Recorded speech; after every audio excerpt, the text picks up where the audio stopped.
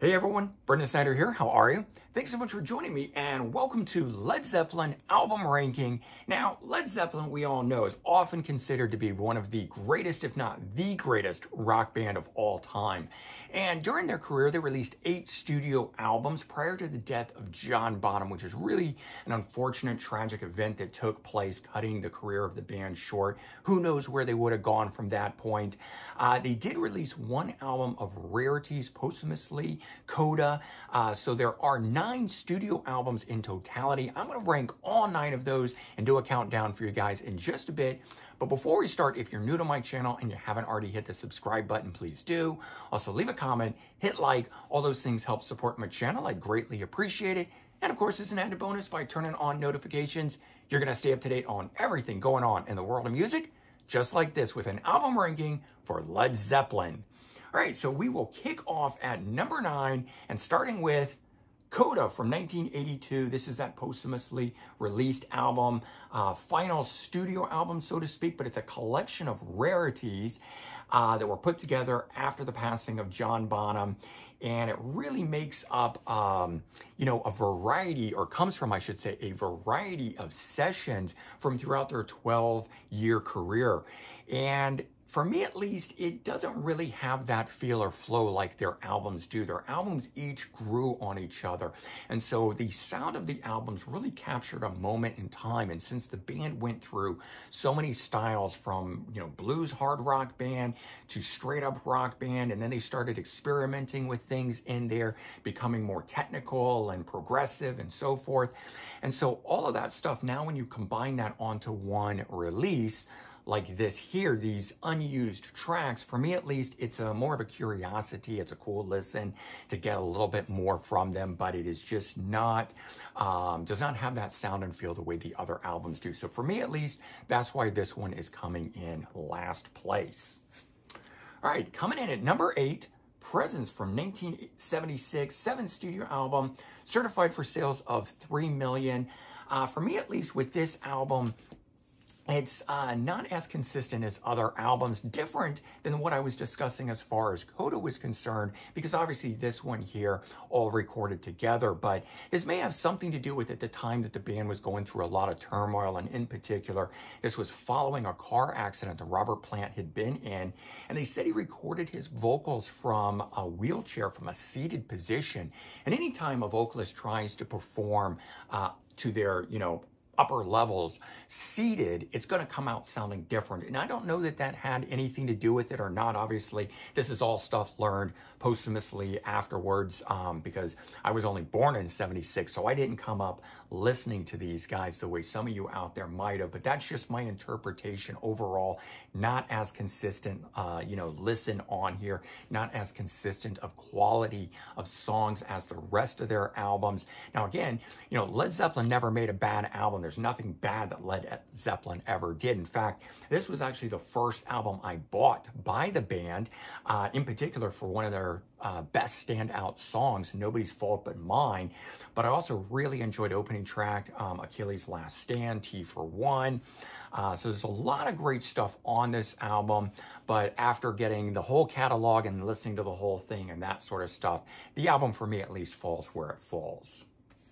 All right, coming in at number 7, In Through the Outdoor, the 1979 release, 8th studio album and final album of new original material, at least, prior to that archival album Coda. And everything that has come out post this album has been archival of one form or another, whether it's alternate takes, live, unused tracks, etc.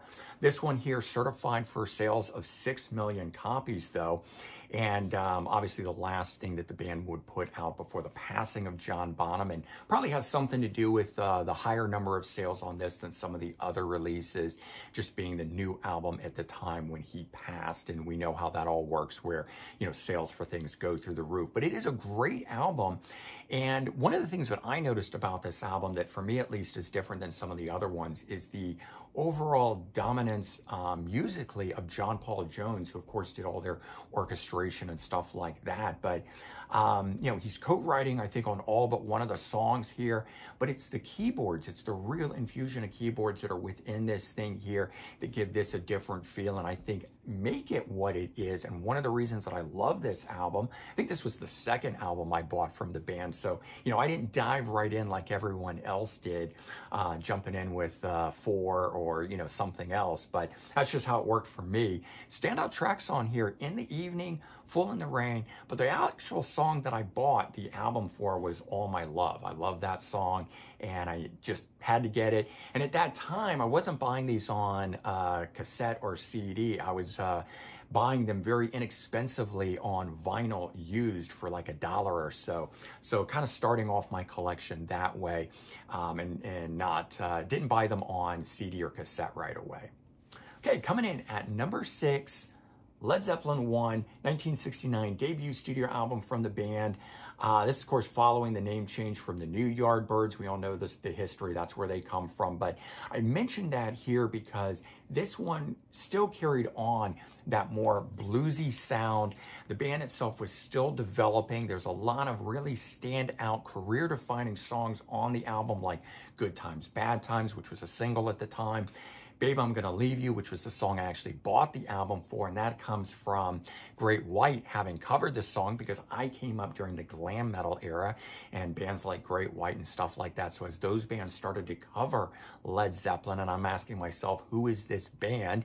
And then going back and searching some of it out. So that song, Dazed and Confused, which is an all-time classic and Communication Breakdown.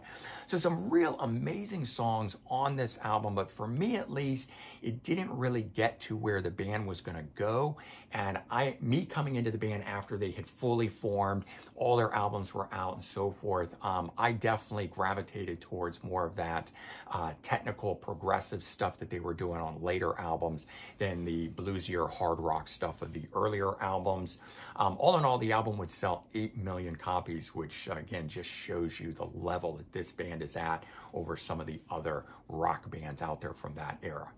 Coming in at number 5, Houses of the Holy, 1973, their 5th studio album, certified for sales of 11 million copies. This is the one where the band would start developing a more complex sound. It's one of the reasons I like this one over, say, like the debut. One of the results for that, though, I think, was that the band members actually started building home recording studios at their houses, and it allowed them to branch out and try things, before bringing it in. So instead of just working on stuff in the studio with the other guys, they were able to really experiment. And this album here would set up a footprint that the band would basically use going forward after this point. And this album here, you've got a variety of styles on it: rockers, ballads, reggae, folk, funk. It's got a little bit of everything that the band was really going to be going forward using. Some of the standout songs on here, and the song that I actually bought the album for at the time, Over the Hills and Far Away. Again, I don't know why that one, because I really, really would later like the song Dancing Days, but then also No Quarter, the Rain song, and so many others. With most of these albums, you can probably bet that you've heard pretty much every song on the radio, because that is just how big this band is. And as we continue with these albums, you're going to see more and more of these songs are just those big, huge songs that not only are on the radio, but everyone covers.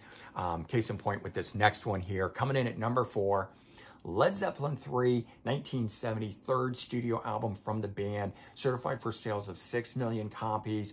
And the band really began to experiment on this one more so than Led Zeppelin 1 and 2, trying different songs on here. So they were basically moving from that blues band to a straight ahead rock band to now doing stuff that has folk infused in it, more acoustic instrumentation instead of just the straight rock sounds on it. And it's kind of crazy to think, because if you go back and look at what the critics thought of this album at the time, a lot of them, not a lot of them, but some of them dismissed it musically for the changes that they were making. Of course, the laugh is on them now at this point, but standout songs on here: Immigrant Song, that's the one I bought it for. And again, it's because I found them through another band, thrash metal band, Infectious Grooves with Mike Muir and Robert Trujillo from Suicidal Tendencies, doing a cover of that song, and I wanted the original. But also Gallows Pole was on here, Celebration Day. So lots and lots of cool stuff on this album as well. Coming in at number 3, we've got Led Zeppelin 2 from 1969. Crazy to think that back then you could get 2, sometimes 3 albums from a band in one year. The debut and this album here, both 1969. Certified for 12 million sales on this one here. And this one here built upon the blues rock that they had started with on the debut, but I feel like this one here really moved the band towards where they were going to go. And this is the sound of Led Zeppelin to me. You know, still developing, but it was definitely more than that debut album. So for me, I go back to this one a lot more. But there's just a lot of great stuff on this one here. It was written while the band was on tour, which is one of the reasons I think that the album has the sound that it has, because the band was able to, you know, try this stuff out on the road, really kind of road test it and work it out before going into the studio, different than later albums where they were recording separate and apart from each other, developing songs, bringing them in that way. I definitely like that more road-tested vibe of this album. And standout tracks, you got Whole Lotta Love, Heartbreaker, the song that I bought the album for, Living Loving Maid, which I know is not one of their most popular songs, but I loved that. Ramblin' On, or Ramble On, I love that one. And Thank You is on here as well. So just, again, classic stuff. Every album has such amazing material on it.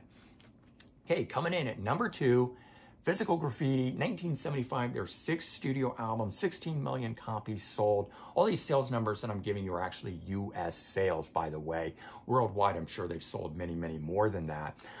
For me, this album's very interesting story behind it. It might be part of why I'm drawn to it, but they wrote 8 new songs on here, which only filled 3 sides of an LP at the time. And they didn't want to pare it down, so they actually ended up gathering up 7 previously unreleased songs from earlier albums to turn it into a double album. And usually double albums for me are, you're kind of over bloated and too much to listen to, and I get bored, and I don't really know those albums as well as I know the single album releases from those bands. But I have to say, this one here, as a personal favorite of mine, I love this album. The outtakes that were used were amazing. Can't believe that they were outtakes. Now, they were never taken just as is. They took those songs and developed them and finished them off. So all of the songs on here do have a consistent feel. Because I talked about that earlier, I want to be clear that even though this has a collection of songs plus new songs, this one here has a beautiful flow to it all the way through. Even though it is also a double album, it is amazing.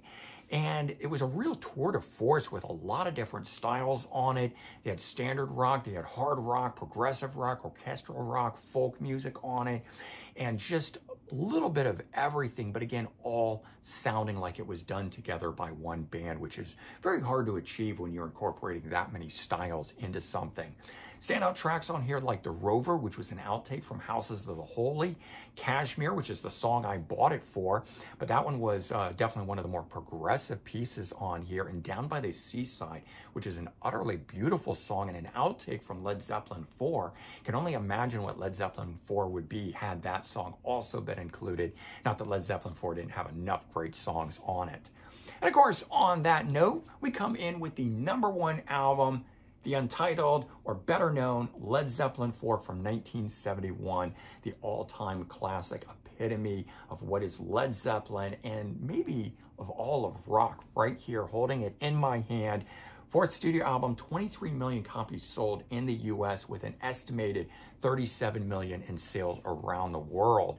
This is where the band definitely started experimenting even more. Of course, I've said that before, but I mean, each album just built on one another. And by the 4th album here, it was really a classic case of that. But as I said, you know, some of these albums, you've heard every song on the radio, and this one here, certainly no, you know, difference from that, because all 8 of the songs I've personally heard on the radio, and big standout ones like Black Dog is on here, Misty Mountain Hop, Going to California, and yes, the biggest of the biggest and the one that I bought it for, Stairway to Heaven. You know, if nothing else, this album should be included in the #1 spot just for that alone. And I know it's an overplayed song and the album is overplayed and all of that. My personal favorite that I go back to is Physical Graffiti all the time because of how overplayed this is. But you have to remember what it was like at the time getting it. And I remember myself, and it was probably 90, 91, I don't know, somewhere around there, maybe even a little later, where I got turned on to this through a friend. And I was utterly blown away by that song, never having heard anything like it. So even though that song at the time was probably 20 years old, it blew my mind. And me coming into the band after the fact, and that experience with it is still one of the reasons that I think this is not only their #1 album, but one of the greatest all-time rock albums ever. And so there you go. That is my Led Zeppelin album ranking of all 9 studio albums. So the 8 studio album proper plus their 1 collection of rarities, totaling the 9 there. And I'm sure, you know, you guys may have different lists and orders of these things, especially those of you that grew up with Led Zeppelin. As I said, I'm younger and came into the band later after they had already disbanded. But I think that provides for an interesting, you know, different take on things, our ages, the eras we came into bands and stuff like that. So I hope you enjoyed my album ranking here. All right, everyone, take care, have a good one, and I'll talk to you real soon. Bye-bye.